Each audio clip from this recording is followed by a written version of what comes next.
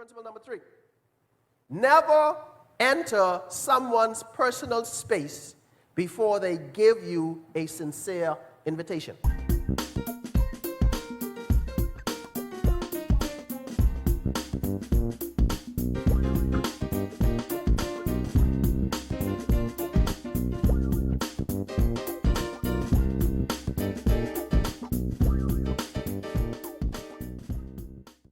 Some of us are so ungodly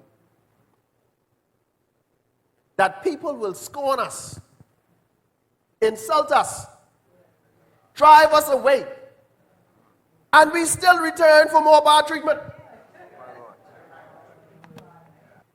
You must discern when you are not welcome. Let's look at Zacchaeus. Luke chapter 19, verse 1 puts it like this.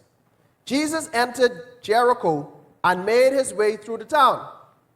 There was a man there named Zacchaeus.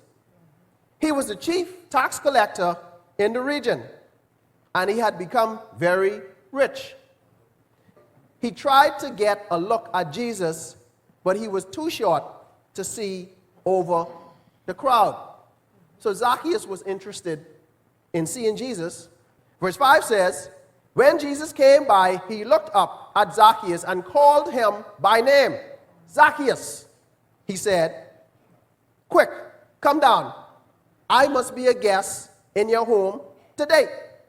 Zacchaeus quickly climbed down and took Jesus to his house in great excitement and joy. I always like to say it like this. Put it in Bahamian vernacular. They ain't ready until they come looking for you.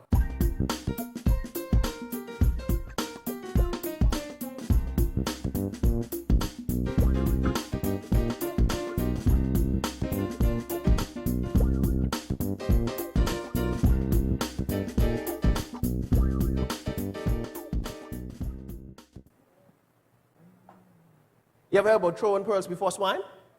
Yeah. They ain't ready until they come looking for you.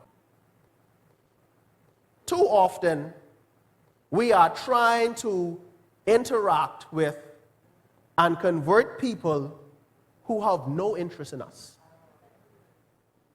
And some of us believe that's the way.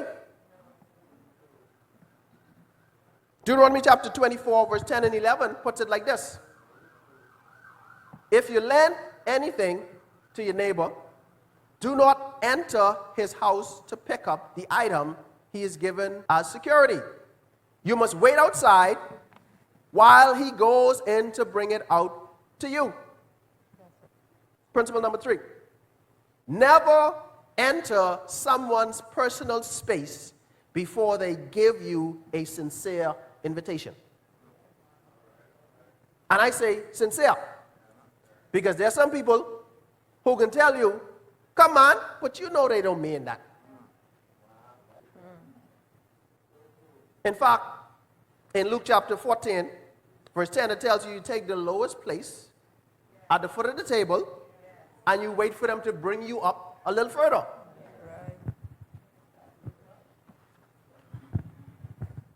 Go where you are celebrated and not where you are tolerated. Jesus was so serious about this being welcome to enter someone's personal space. He puts it like this. Luke 10, verse 10. If a town refuses to welcome you, go out into the streets. In other words, don't do it privately. Don't put them on the side and whisper inside their ears. Go out into the streets and say, we wipe even the dust of your town from our feet to show that we have abandoned you to your fate. And know this, the kingdom of God is near. Some of us are so ungodly that people will scorn us, insult us, drive us away, and we still return for more bad treatment.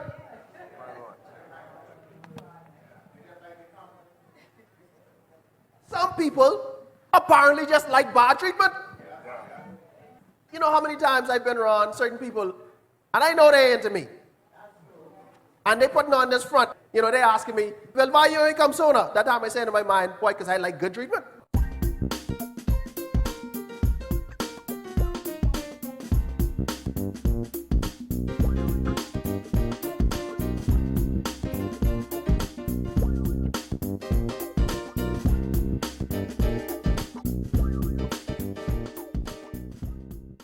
You must discern when you are not welcome.